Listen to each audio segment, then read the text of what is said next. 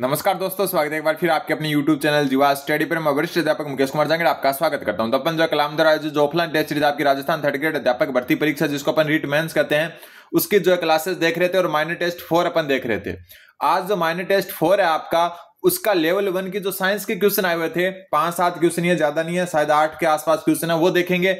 इसके साथ ही कल मैंने मैथ करवाई थी लेवल 1 की, उसमें थोड़ा सा एक क्वेश्चन अपना थोड़ा सा गलत हो गया था, ये वाला कि 80 का 80% कितना होता है, सॉरी 80 का 80 कितना प्रतिशत होता है। तो इसका जो उत्तर होगा ना आपका, वो होगा 100%। क्या होगा, मैंने गलती से जो है फ्लो में 64 बता दिया था, तो इसका उत्तर आप जो है 100 कर देना कि 80 का 80 तो पूरे में से पूरे मतलब 100% होगा। ये तो डायरेक्ट होने वाला क्वेश्चन था, वो मैंने गलती से थोड़ा अलग बता दिया था। फिर अगला क्वेश्चन मैंने कल 80 का 80% बता दिया उसको। अब जो अपन थोड़ा सा जो साइंस के क्वेश्चन आए माइनर 4 में वो देख लेते हैं। सबसे पहले अमीबा, पैरामीशियम तथा युगलिना जैसे एक कोशिकीय जीवों में अलैंगिक जनन की कौन सी विधि पाई जाती है। अमीबा, पैरामीशियम और युगलिना में सबसे पहले अलैंगिक जनन कौन सा होता है, जिसमें जो है नर और मादा दो की आवश्यकता नहीं होती, वो अलैंगिक जनन होता है। और एक जो आपके अमीबा, पैरामीशियम और युगलिना है, इनमें कौन सा जनन पाया जाता है, तो ये अपन हमेशा पढ़ते आए हैं, द्विविभाजन पाया जाता है। अमीबा ऐसे आकृति का सा होता है, आपको पता ही है, फिर वो जो है धीरे धीरे 2 संततियों में टूटना चालू हो जाता है और लास्ट में 2 संतति बना देता है। ठीक है, बात करें बहुविखंडन की, किसकी बात करें, बहुविखंडन की, तो यह पाया जाता है प्लाज्मोडियम में। किसमें, प्लाज्मोडियम में पाया जाता है। ठीक है, और बहुत सारे प्रोटोजोआ में पाया जाता है, और प्लाज्मोडियम खुद जो है प्रोटोजोआ ही है, तो प्रोटोजोआ या फिर जो प्लाज्मोडियम में पाया जाता है बहुविखंडन। जैसे द्विविभाजन में तो 2 भागों में बनता है, वैसे बहुविखंडन में 1 से अधिक भागों में बंट जाता है। फिर मुकुलन, मुकुलन किस में पाया जाता है, तो मुकुलन जो है एक तो हाइड्रा में पाया जाता है, ठीक है, दूसरी बात मुकुलन पाया जाता है यीस्ट में, जो ब्रेड बनाने के काम में आती है। तीसरा वर्टिसिला में, या वर्टिसोला या वर्टिसिला भी कह सकते हो, इसमें पाया जाता है। ठीक है, मुकुलन में क्या होता है, धीरे धीरे जो है छोटी सी कली सी निकलती है, फिर वो धीरे धीरे दूसरे जंतु का रूप ले लेती है। फिर बात आती है पुनरुद्ध भवन की। पुनरुद्ध भवन है, ये भी हाइड्रा में पाया जाता है, साथ में हाइड्रा में मुकुलन भी पाया जाता है और पुनरुद्ध भवन भी पाया जाता है। इसके अलावा जो है ये प्लेनेरिया नामक एक जीव है, उसमें पाया जाता है। और इसके अलावा ये पाया जाता है आपका तारा मछली में, स्टारफिश जो होती है तारा मछली, उसमें भी पुनरुद्ध भवन पाया जाता है। पुनरुद्ध भवन में क्या होता है कि कोई जीव का छोटा सा अंश गलती से अगर टूट जाता है, अलग हो जाता है, तो वो धीरे धीरे एक जीव का रूप वापस ले लेता है उसी जीव का। तो ये आपको ध्यान में रखना है, पुनरुद्ध भवन पाया जाता है हाइड्रा, प्लेनेरिया और तारा मछली में। तो इसका उत्तर हो जाएगा द्विविभाजन। अगला क्वेश्चन, एक जो भी स्टूडेंट है उन्होंने अगर माइनर 5 दिया है किसी ने ऑफलाइन, तो वो जो है टेलीग्राम ग्रुप का लिंक डिस्क्रिप्शन में दिया हुआ है, उस पर जो है वो पेपर जरूर भेजें, क्योंकि माइनर 5 का पेपर जो है अभी तक मेरे को नहीं मिला नई टेस्ट सीरीज का। अगला क्वेश्चन है, निम्नलिखित में से कौन सी ग्रंथि मादा जनन तंत्र से संबंधित है। सबसे पहले बात करूं काउपर ग्रंथि की। काउपर ग्रंथि का दूसरा नाम जो ऑप्शन नंबर 3 में दिया है, बल्बोयूरिथ्रल जो ग्रंथि है, ये दोनों ग्रंथियां एक ही प्रकार की ग्रंथि है और ये नर में पाई जाती है। नर जनन तंत्र का भाग है ये, किसका, नर जनन तंत्र का भाग है। तो ये आपको थोड़ा सा ध्यान में रखना है।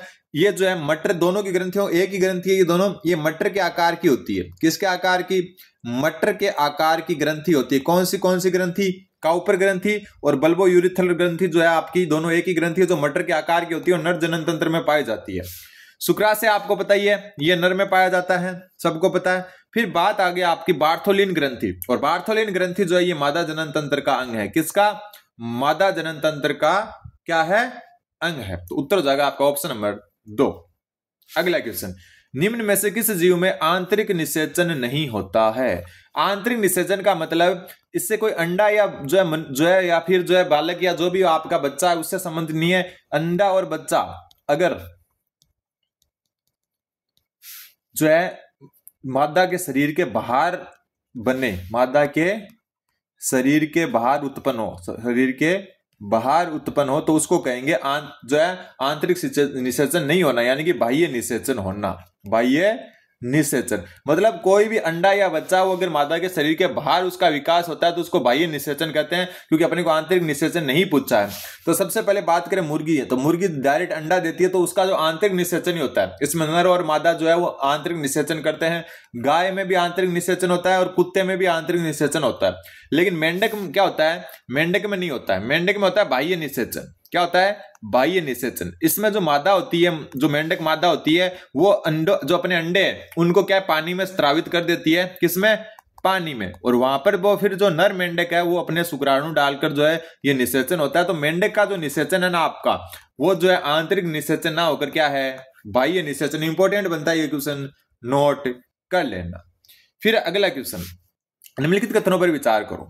सबसे पहले कि प्रत्येक शुक्राणु एक एकल कोशिका होती है, बिल्कुल सही बात है। और शुक्राणु के बारे में मैं आपको बता दूं कि मानव शरीर की सबसे छोटी कोशिका, मानव शरीर की सबसे छोटी कोशिका, शरीर की सबसे छोटी कोशिका है, मानव शरीर की बता रहा हूं मैं, ओवरऑल नहीं बता रहा। सबसे छोटी कोशिका ओवरऑल कौन है, वो हम अगले क्वेश्चन में चर्चा करेंगे, ताकि वहां पर जो है बड़ी वाली को भी जानेंगे। तो शुक्राणु जो होता है मानव शरीर की सबसे छोटी कोशिका होती है, ठीक है। फिर अंडपरजक जंतु विकसित शिशु को जन्म देते हैं, बिल्कुल नहीं देते।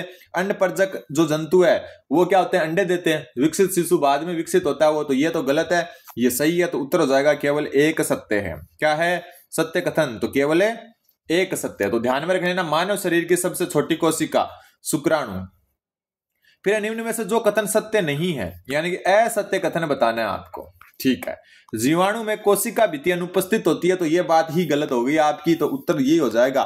जीवाणु में कोशिका भित्ति क्या होती है, उपस्थित होती है। क्या होती है, उपस्थित होती है। अब अपन बात करें कोशिका भित्ति के बारे में थोड़ा, तो कोशिका भित्ति किससे बनी होती है, तो कोशिका भित्ति जो है ना आपकी, ये किससे बनी होती है, सेल्यूलोज से बनी होती है, ठीक है। कई जगह पेक्टिन है उससे बनी होती है, सेल्यूलोज, पेक्टिन, ठीक है। और जो पॉलीसेकेराइड होते हैं उनसे मिलकर बनी होती है, पॉलीसेकेराइड। ये आपको थोड़ा सा ध्यान में रखना है, ठीक है। फिर बात करें कि जो शुक्राणु होते हैं, ठीक है, वो जो है शुक्राणु, ऊपर वाली में बताना था मेरे को, मैं भूल गया। शुक्राणु का एक क्वेश्चन जो आता है वो मैं बता दूं कि शुक्राणु जो है, इनका जो विकास है या इनका जो परिपक्वन है वो कहां पर होता है, तो वो होता है एपिडिडाइमिस में। किसमें, एपिडिडाइमिस में होता है। ये एक अलग से याद रख लेना, यहां से एक बार क्वेश्चन आ चुका है एसएससी बोर्ड में कि शुक्राणु का विकास या उसका जो परिपक्वन है वो एपिडिडाइमिस में होता है, ठीक है। शुतुरमुर्ग का अंडा सबसे बड़ी कोशिका है, बिल्कुल सही बात है। शुतुरमुर्ग जो है उसका अंडा सबसे बड़ी कोशिका है। और सबसे छोटी कोशिका कौन सी है, तो सबसे छोटी कोशिका, तो सबसे छोटी कोशिका है आपका माइकोप्लाज्मा। कौन है, माइकोप्लाज्मा। ये जो है, एक मिनट, माइकोप्लाज्मा, ये जो है सबसे छोटी कोशिका है। और मानव शरीर की सबसे छोटी अपन ऊपर बात कर चुके हैं, शुक्राणु है। तो ये जो है, ये बात बिल्कुल सही है। फिर मानव रक्त में उपस्थित WBC, WBC क्या होती है, जो है सफेद रक्त कणिकाएं, सफेद रक्त कणिकाएं, ये एक कोशिकीय संरचना है, बिल्कुल सही बात है। फिर तंत्रिका कोशिका शाखान्वित होती है, बिल्कुल आपने ये तंत्रिका कोशिका का ऐसे डायग्राम देखा होगा, एक ऐसे करके ऐसे। तो तंत्रिका कोशिकाएं क्या होती है, शाखान्वित होती है। जो आपके तंत्रिका कोशिका की जो सबसे छोटी इकाई है उसको क्या कहते हैं, न्यूरॉन्स कहते हैं। क्या कहते हैं, न्यूरॉन्स। न्यूरॉन्स से जुड़ी होती है ये, तो ये आपको ध्यान में रखना। बाकी सब सही है, पहला क्या है, गलत है। फिर प्राथमिक रूप में कौन से ऐसे कोशिकांग है जो स्टार्च, तेल तथा प्रोटीन जैसे पदार्थ संचित करते हैं। बात करें क्रोमोप्लास्ट की, क्रोमोप्लास्ट क्या होता है, ये फल व सब्जियों को रंग प्रदान करते हैं, सब्जियों को रंग प्रदान करते हैं।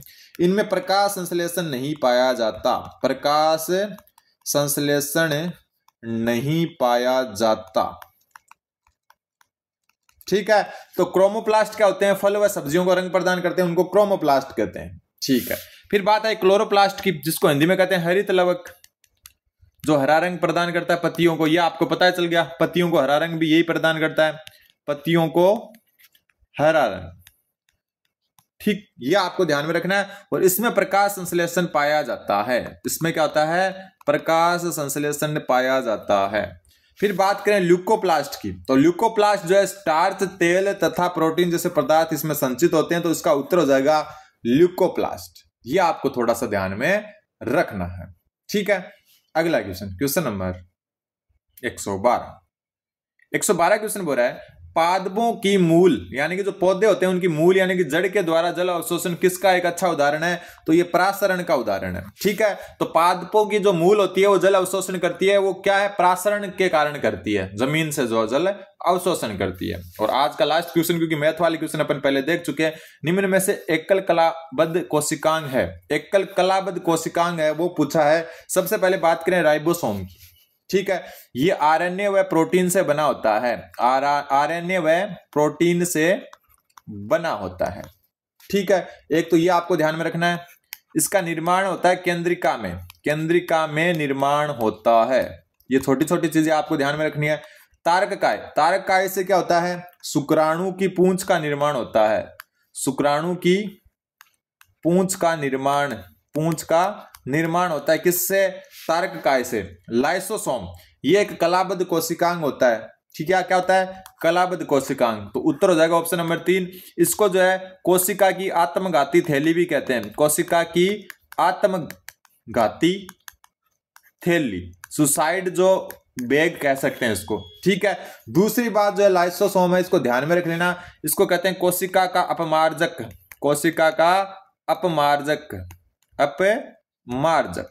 ठीक है, माइटोकॉन्ड्रिया आपको पता है ये powerhouse of cell, powerhouse, शक्ति ग्रह, हाउस ऑफ सेल, कोशिका का शक्ति ग्रह कहते हैं इसको। तो ये जो लाइसोसोम जो है एकल कलाबद्ध कोशिकांग है। तो ये जो है क्वेश्चन आपके जो आपके माइनर 4 था नई टेस्ट सीरीज का, उसमें आए हैं। उम्मीद आपको समझ में आए होंगे। बाकी जो अपन माइनर 5 है उसकी क्लासेस जो है कल से या शाम से शुरू कर देंगे। धन्यवाद, बने रहें जीवा स्टडी के साथ।